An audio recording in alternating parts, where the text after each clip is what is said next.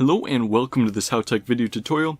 In this video, we're going to be showing you how to graph a function in Excel. So to start off, we need to just put down a table of values. We'll start with the X values, and we can select that. Just drag that handle down for the rest of our values to 10. And let's create a function here, f of x.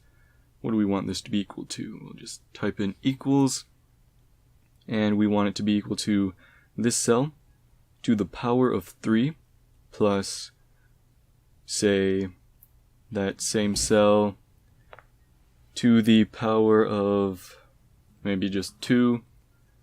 Then we'll add 5 to that, for example.